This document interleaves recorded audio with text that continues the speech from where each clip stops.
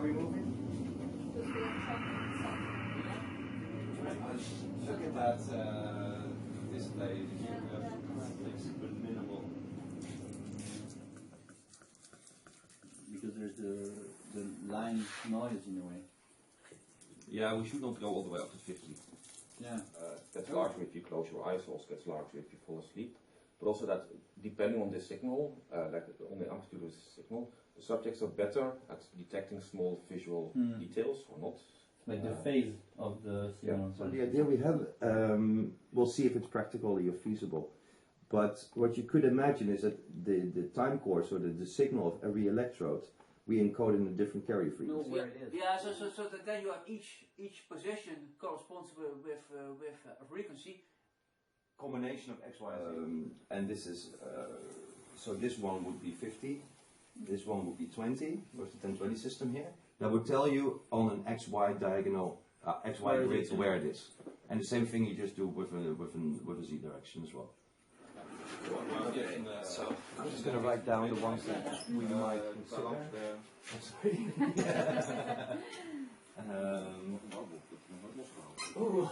Het is ook een heel nieuw systeem voor mij hoor. Ja. Een beetje nadruk van. Ik denk dat het nu wel redelijk uit elkaar is. Gepland wordt. The ground can be asymmetric. The ground doesn't have to be in. Yeah, cool.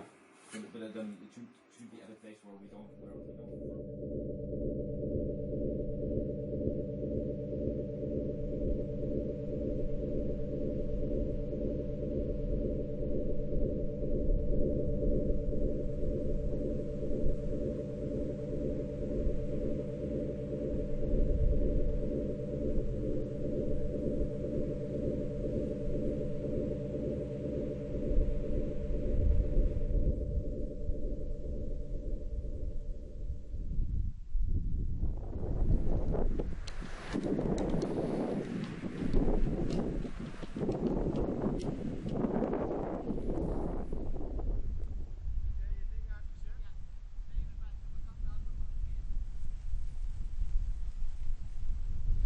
You can, some of them are really hot. Oh. And they start to be. Oh, is this the other? Nee, you spit them out. No. Yeah. Oh, Is no, it that one? It's No, it's a good one. It's okay. It's a bit Is old. it edible? Yeah, it's edible.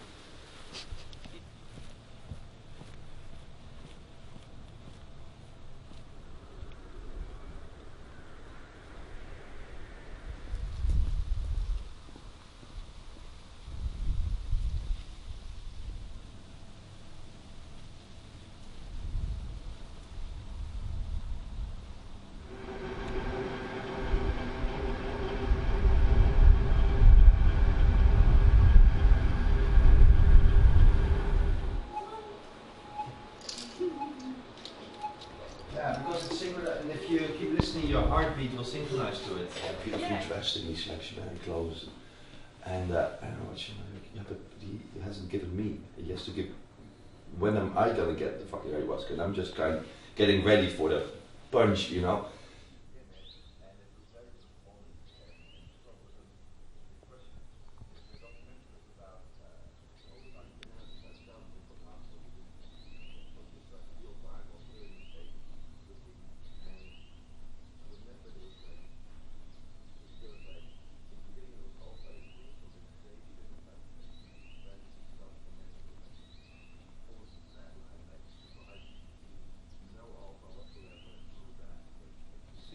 Before it is processed. I see, okay. Yeah, I see your point. I see your point now. Okay, so what you don't want is that actually we are recording the frequency at the light sensor of the communication between the retina and the brain. I want to see the brain. The brain. Yeah, sure. Okay. That's why we have the EEG and so there's that would be the way to probe it really. So we will be able, hopefully, to have a good view on the weak signals.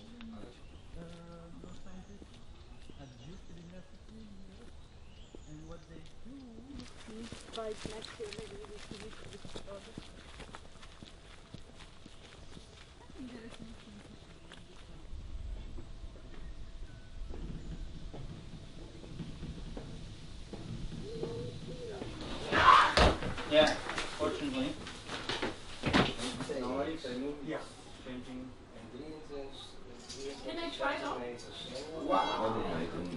Die kan je er ook gelijk op doen, dat is 70 cent. Do you remember, Daniela, any of the procedure of how to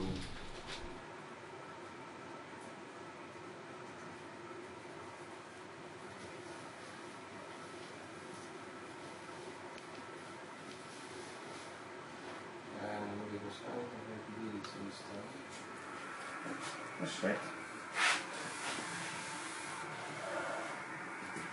Waar De set geeft geen output, hè? Ja, klopt. Ja, de set geeft wel output. Ah ja.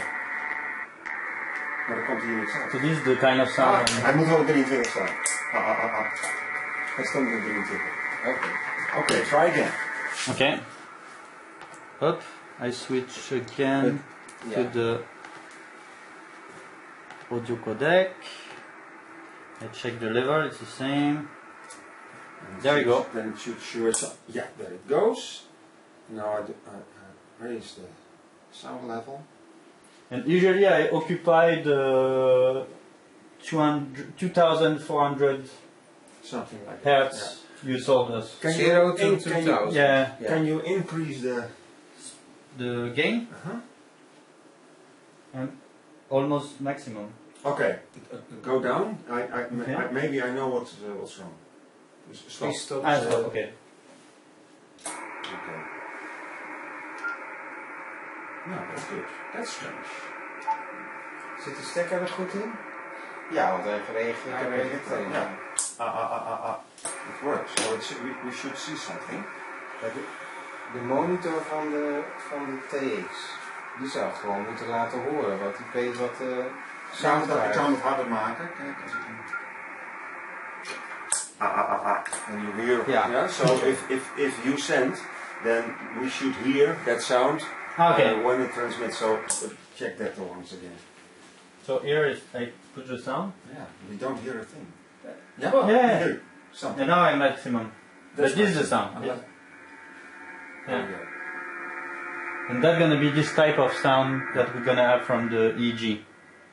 What? It's the offline version. Ja. Yeah.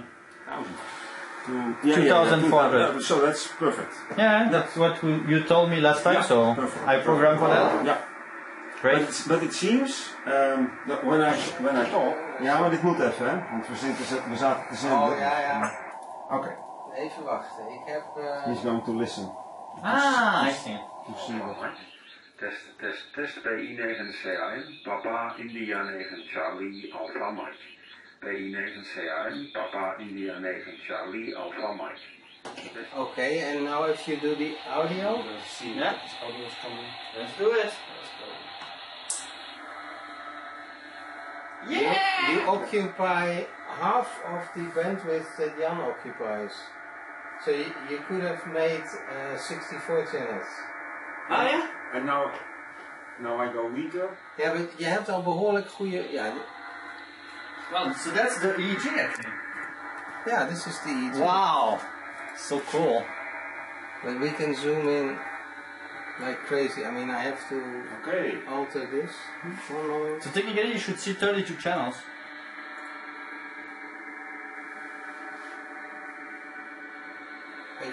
I will update this and use other settings this afternoon and make it more sensitive. Wow. Yes.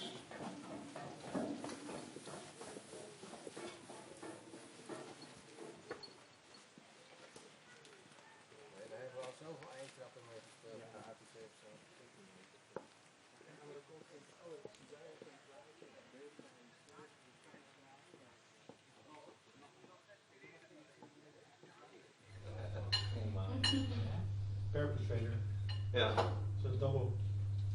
Peristaltic perpetrator who will percolate the perimeter with his with his parts. I don't know how I put that. Not per se. Per se, I had it there. It's not per se. I did have that. For which one? Perturbation. For Steven. Mushrooms. All the sources.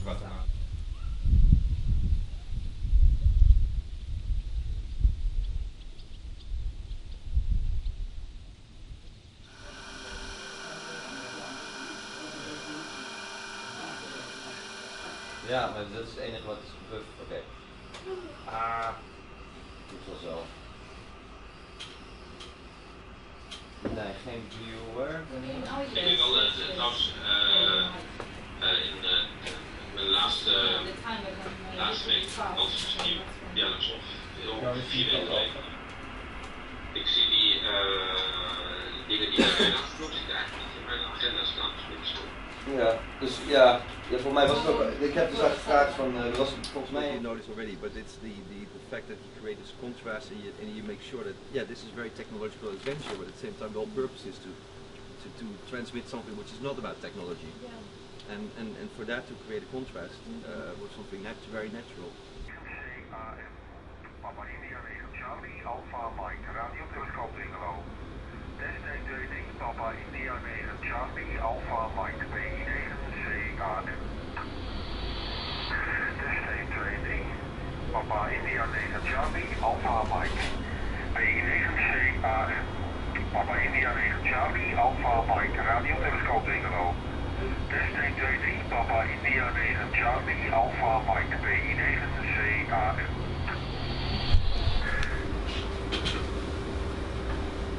When I do bed excursions, close your eyes and just be. Yeah, because when close your eyes, relax. Okay. Yeah, better, much better.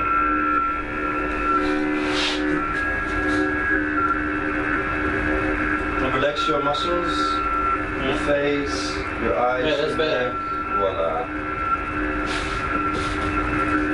It's the most complicated impedance check.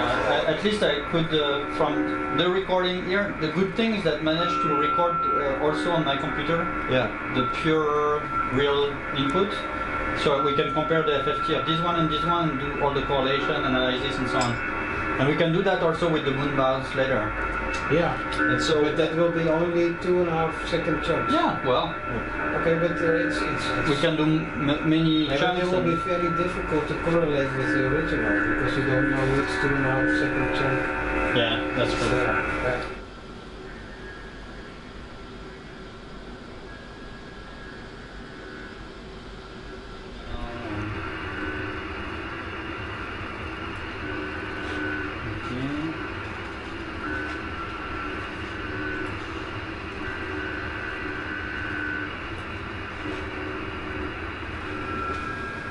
We have 6 minutes 20 now. Okay. It's 10 minutes overall.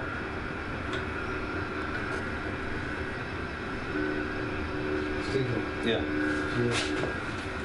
If the music changes, this kind of what changes your music, right? Yeah. Music and stuff. Your chip. Coffee? Milk. nice. Yeah, like that. Bugs. Powdered milk or something. Dried milk. That was the ice. Oh, the ice cream. Something you have on your head, but it has to be like that. But the Oculus is completely fine. Yeah, that's pretty like to match. So yeah.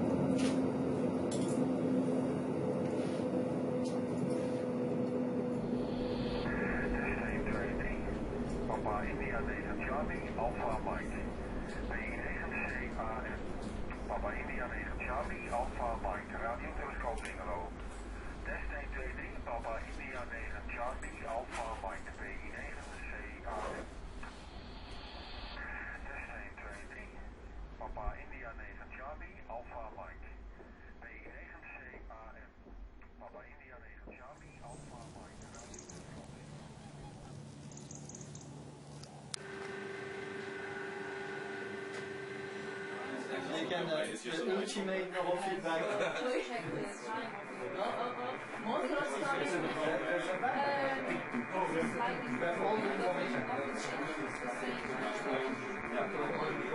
Very nice.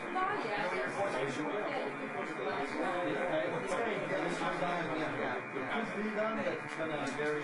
Plus, we can record now and see how it goes. I think we should leave this.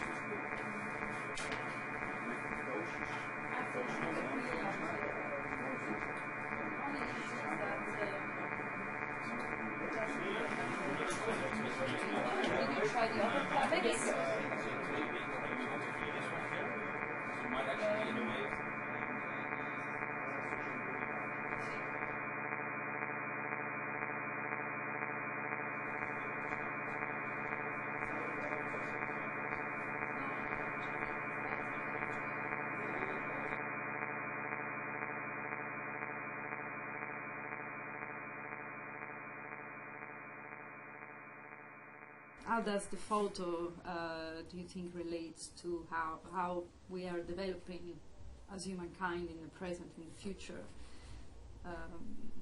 There is a connection, do you think, with this photo to what our evolution is at the moment, cultural evolution? How influential was it in our evolution, cultural evolution, so to speak?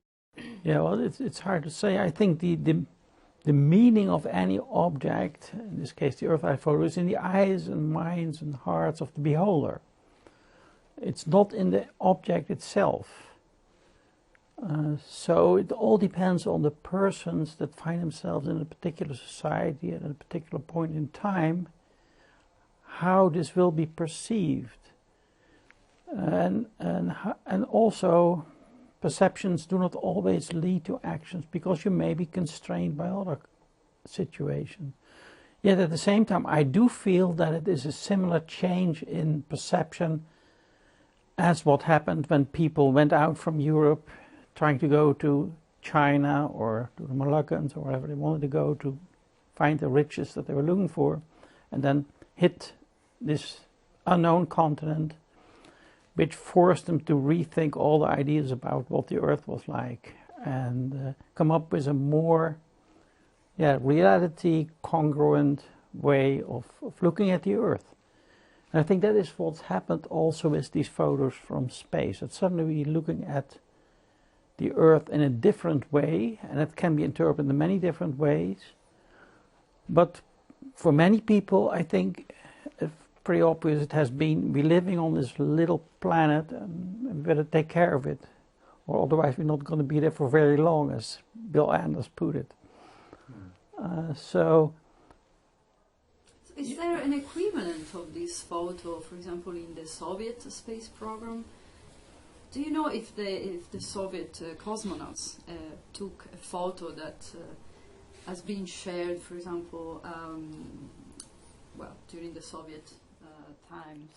Well, they were never further than low Earth orbit to begin with, but they did have these photos of the unmanned spacecraft that went to the moon and back, the Zond.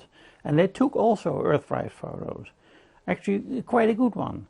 But it never achieved that much fame as the Apollo Earthrise photo. Also, there were photos taken by lunar orbiters, these unmanned spacecraft that were part of the Apollo program, and they also took an Earthrise photo. But it was all unmanned stuff. And they did have an impact, but not nearly as much as when people did it. So I think that is the big thing, that people saw it with their own eyes for the first time from a distance. I guess you probably agree. Well, you know, Rusty Schweikert said that the astronauts were the sensing organ of humanity. And I think that Fred's right. When we felt the connection with the people taking the picture, it became more important to us than the unmanned pictures, which were not necessarily dramatically different in a way. And of course there's a person there saying, oh, look at that, oh my goodness, and expressing their awe at what they were seeing. A couple of points I think are important. One is the overview effect, at least as I've defined it, includes orbital views of the Earth and lunar views, but they're very different because when you're in orbit, the Earth pretty much fills your view. And what you're struck by is there are no borders, there are no boundaries, the thin atmosphere. There are many things that the astronauts feel and see. but they don't really see the whole Earth. And it was only that brief period of 68 to 72 during Apollo that we saw the whole Earth, and instead of the Earth being so dominant in the vision, we also began to see the universe behind it, which really brings out that planetary reality. So that's an important distinction of why the Earthrise was so critical. And we really shouldn't forget, in terms of impact, Fred said Earthrise changed his life. That's a big statement to make. There might be hundreds of people on Earth today whose lives were changed because they saw that photo. I would say what changed my life in a similar fashion, other than the experience I had that started my work on the overview effect, was on the way to the moon when they turned the camera around and they showed the Earth. That startled me almost as much as Earthrise, because I was totally unprepared and I didn't expect it. And so that particular moment gets lost to some extent because of the importance of the Earthrise photo. And you know, one other point, Robert Poole, you mentioned his history of seeing the Earth from space. He makes the definitive statement that Apollo really was a catalyst for the environmental movement. If that's true, think about how important those pictures were and those missions were. If we got the environmental movement on Earth, which is a worldwide phenomenon, then that mission, those missions were worth the money. So if we didn't have the Apollo program and the space program, we would have a very different perception of the planet by now. Mm-hmm. I guess if we never left Earth, would we have the same appreciation for our planet, or that for sure would make us a very different kind of human species? Something that I find a little bit contradictory about a lot of presentations that I see about the overview effect is how easily it can be interpreted in many different ways. So we went together, Frank, to this exhibit in Germany when we had the conference in Kerkrade. And we went to this exhibit where inside the museum we had this inflatable Earth with projectors that were projecting the surface in a very detailed way. And it felt to me somehow contradictory, because in one hand it was a wonderful representation of our planet and really makes you look at it as if you are somehow in outer space.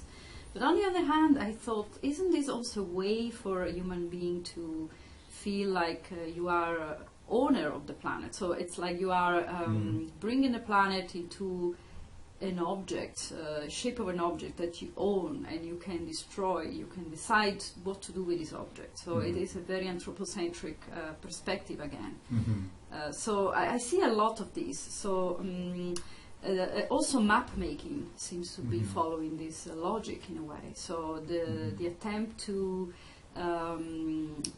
yes, understand the world as a big picture, but on the other hand to dominate it, to control it, to make it into a human scale that we can therefore possess. Yeah, well, I think a lot can be said about the different places in the world where you can find yourself, and as a result, different perceptions. In my opinion, let's say Earthrise and all the other photos, this is typically an urban thing. It's not a rural thing.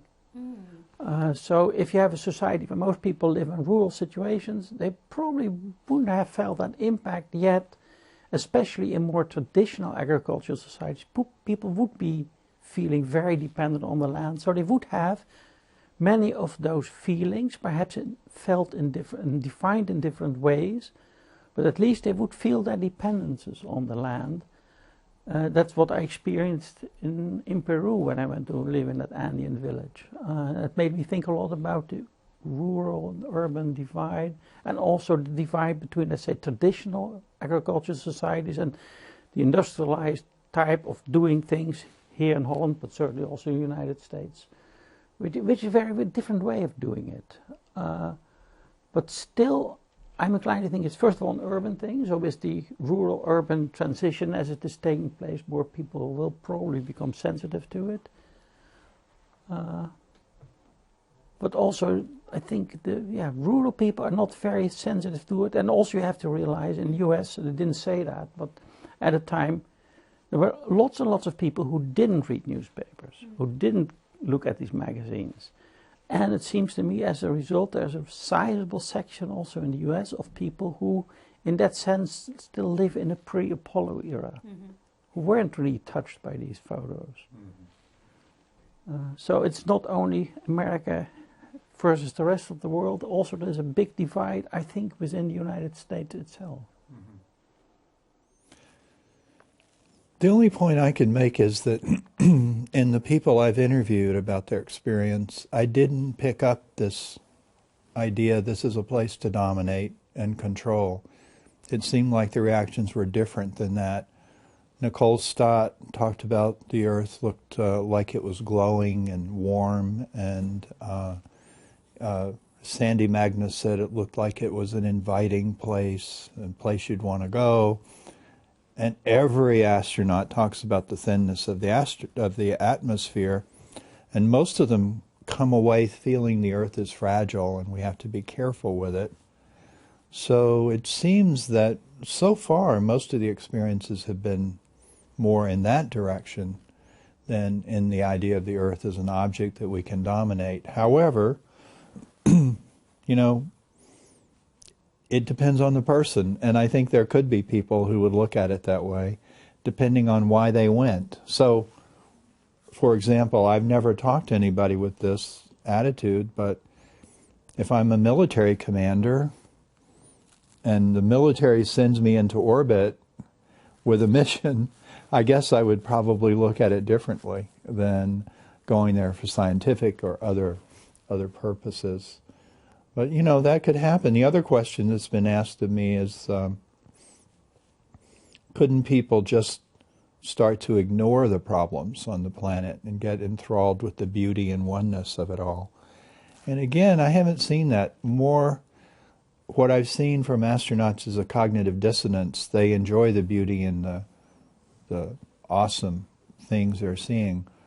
But because they've lived on the planet, they know that it's not perfect, that there's environmental degradation and hunger and war, and it creates more of a tension to come back to the Earth and make it more like what they saw. They don't forget what the reality is. Again, though, we're going to have a lot of new people going with commercial spaceflight. Their reactions may be more interesting in the long term and more important than the professional astronauts, because they won't have the preconceptions or the mission orientation or all the other things that have been characteristic of everybody we've talked to so far.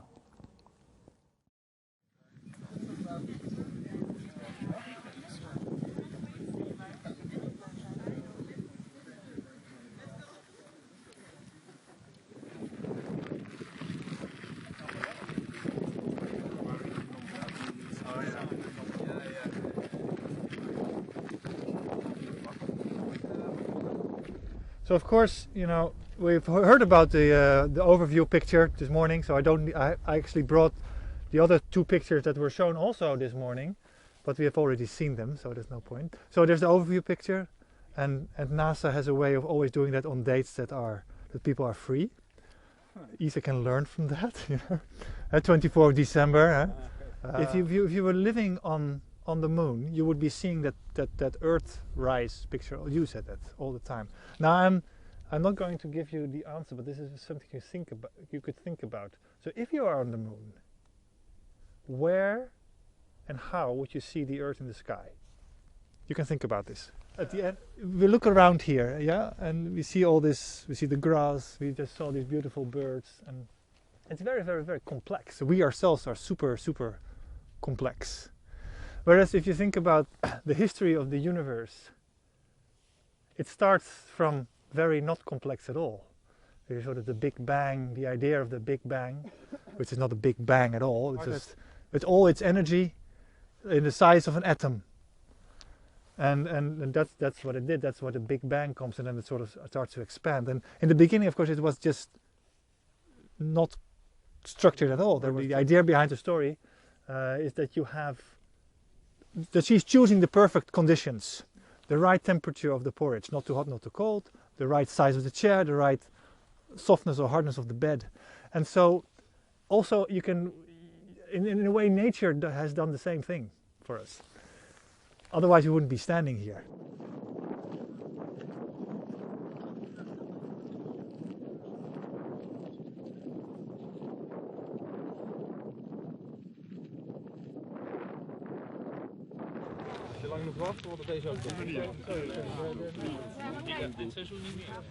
And then he says, well, if you are on the moon and you look anywhere on the moon and you look anywhere on this side of the moon and you look towards the Earth, you always see the Earth in the exact same spot in the lunar sky. So the moon seen from the Earth will move through the sky the whole time. But if you're on the moon, the Earth will always stay in exactly the same spot in the sky. It doesn't move. Or it hardly moves. It actually moves a tiny little bit. De telepathie hebt, dan kun je denken bijvoorbeeld dat je in Moskou aan het lopen bent. Maar je ogen zijn nog steeds open, dus je loopt ook gelijk op deze plek. Dat is interessant. So, from the history of the universe, we now go to the history of radio astronomy. And this telescope, often referred to as the Old Lady, has played a huge role in the development of radio astronomy. But it didn't start here. It started in the United States, over the Atlantic Ocean, where there's a company called Bell Telephone Laboratories, and they had a very nice product. They had a transatlantic telephone line using radio communication. So people could talk to from Europe to the United States. And if you have a product, you want to keep your customers happy. So they want to make the product as good as possible. And it wasn't that good because there was a lot of hiss on the line. And they wanted to find out, where does this hiss come from? So they had one of their radio technicians, Carl Jansky, investigate where does this noise come from? What contributes to this noise that we find on the line? And Carl Jansky had a nice big antenna built on a big carousel, which could rotate around, and he could see radio waves from different directions and sort of map the origin of different sources. And he did that over a course of several months, and he found that the major cause of the noise on this radio line was lightning. Lightning is a very explosive process that causes a lot of radio waves. Not much you can do about that. He also found out that there's one particular source on the sky that had a source of radio emission. And he then went to some astronomy maps of astronomers that made it with the optical telescopes. And he found out that the source was brightest at the center of our galaxy, the Milky Way. And now we know that at the center of the Milky Way there is a supermassive black hole. And that may be referring to the question earlier about what gravity does. Well, at the center of the Milky Way, where you have this huge black hole, space itself is curved very strongly, and it even bends light, it swallows up light. But it does more than that, because all the stars that get in the vicinity get broken apart and they get swallowed by the black hole. And that causes lots of radiation, including radio waves. So that is a main source of radio waves on the sky that interferes with the communication. Because of this success, Jan Hendrik Oort got funding and permission to build this fantastic radio telescope, 25 meter, which was opened in 1956 by then Queen Juliana. At the time it was the biggest radio telescope in the whole world. This is ancient, 1956, that's 62 years ago, and it's still operational today. It's amazing that we can still use this and apply new technology to it to still do wonderful things. And of course, one of the things we do with it, we will see inside.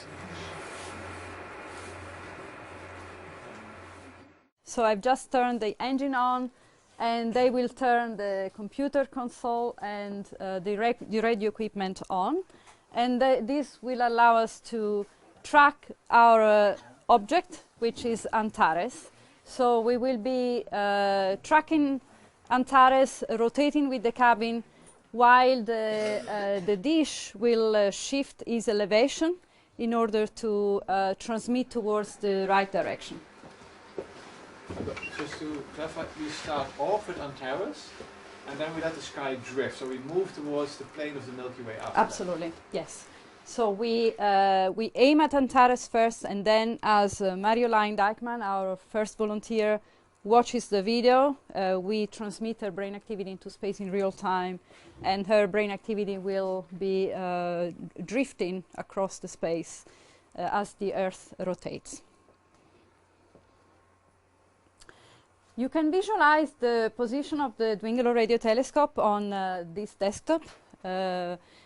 Here you can see that in a few moments, when we will enter the coordinates of our object Antares into this computer, you will see the Dwingelo radio telescope, which is this yellow icon, moving towards our target, which is this star, which is relatively low compared to the horizon at the moment. So it's not very high in the sky yet.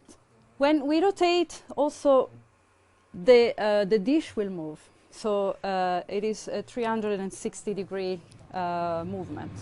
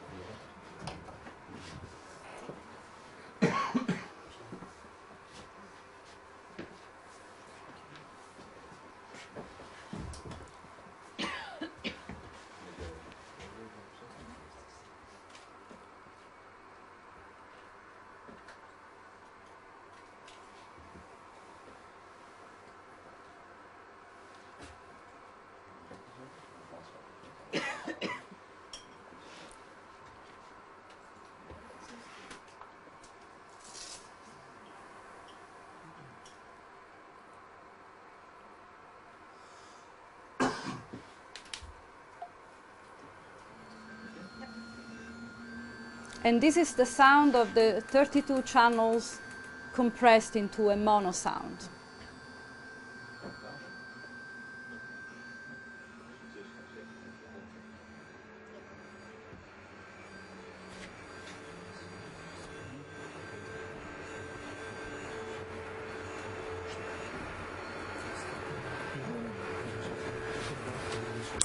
Papa India 9, Charlie Alpha Mike. Papa India 9, Charlie Alpha Mike. Papa India 9, Charlie Alpha Mike.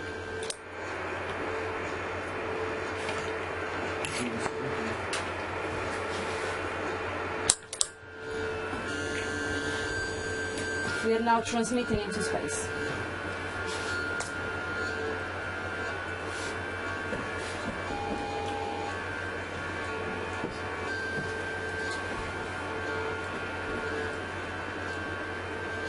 The yellow band is the visualization of the radio waves that we are transmitting.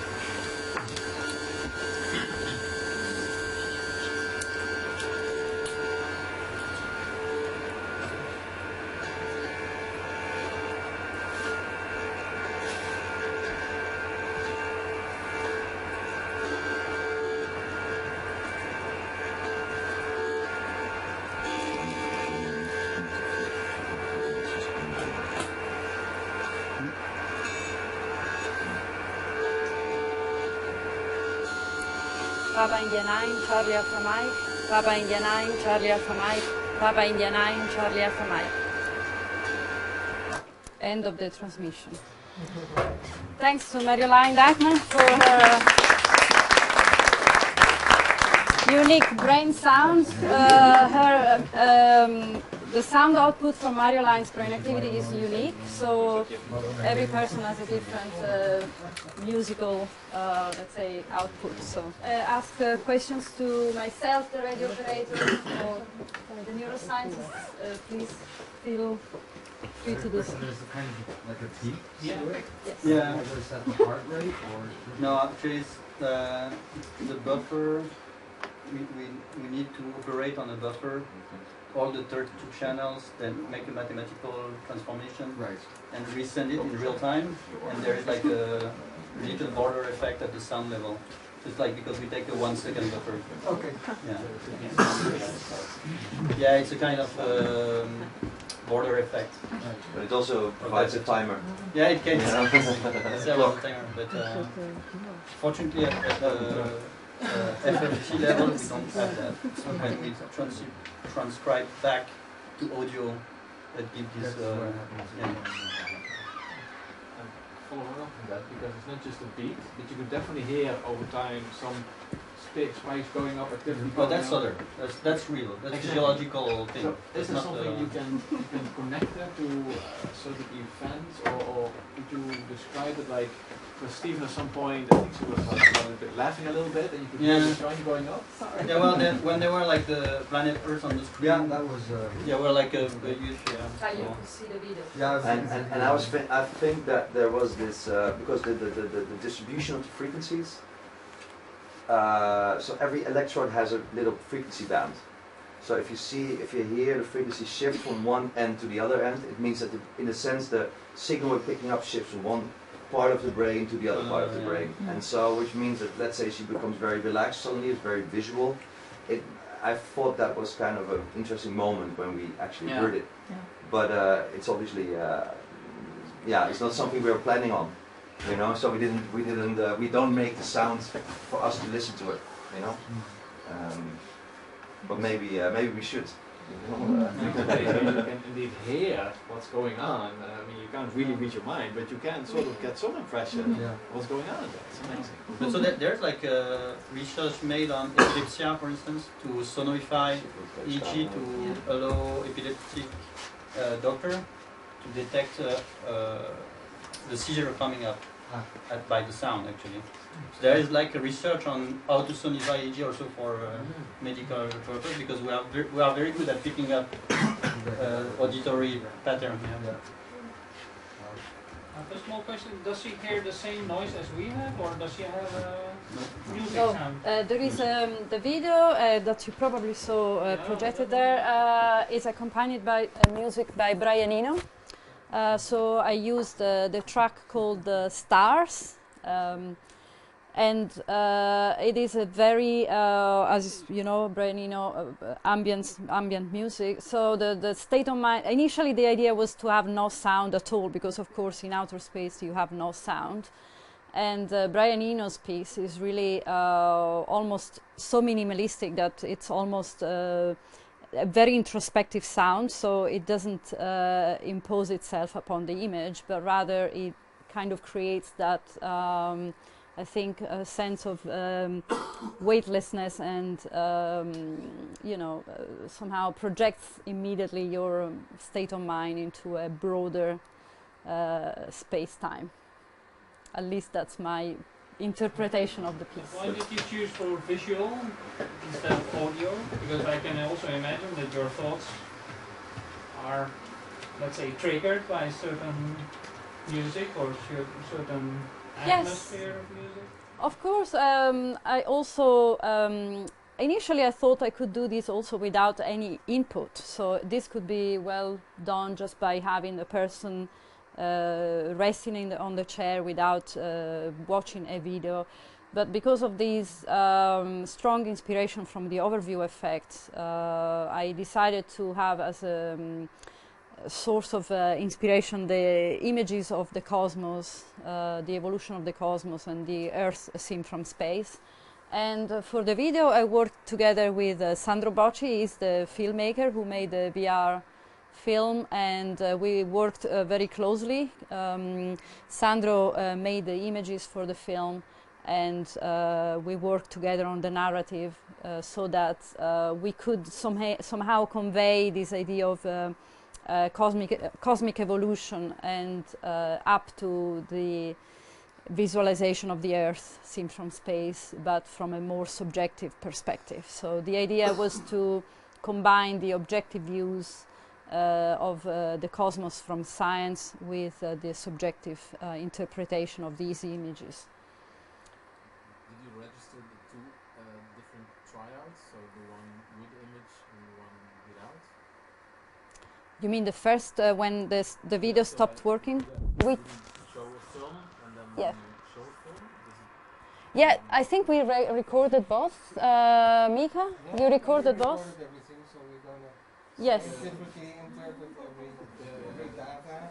Yes, of course I was not aware that the film was not working. Everything was being transmitted into space, so we also have the other version of the brain activity. The only things that didn't work was the proprietary software. Everything else is open source. Yes, interesting. Well, and how did you? Yes. Well, I mean, I could hear both sounds. So I heard Brian now, but I also heard my own breath. So there was a kind of a nice DJ going on. So I was also responding to that, of course, hearing my own, and being in a way. Conscious or unconscious? No, but there's a rhythm. So it's weird. So I hear a rhythm that is my own brain activity. That is something you hear in the background. So it was it's going intertwining with Brian. What also was one experience is watching the film, but the other experience is having you all around me, listening to my brain activity, which is quite another kind of overview effect for me. So that is, it felt very, very, like a very strange experience, to be honest, like very intimate somehow, for me. Could you connect the change of visuals to a change of sound that you then heard your brain make? Like when, for instance, the Earth was there was a... Well, that was the first moment where I actually really felt that I was relating to this overview effect, because all the images were very abstract or very visual, interesting images, but there I for the first time felt... so how did it feel? Well, because it was also my first time doing VR, so I've never really, and of course this wasn't really moving around, so this is just a static kind of experience of VR, but there I could really see the potential of having a bodily experience in relation to the image, because the other images were quite abstract, but there I could suddenly imagine like, oh, this is really... yeah, did you feel relaxing at that moment, or did you feel sort of more excited by excited? it? Yeah. Oh, yeah, there was the excitement. Yeah. I guess it's like seeing the home planet after you saw all these abstract images. Yeah, something familiar, triggering me. Yeah. Yes, I'm home.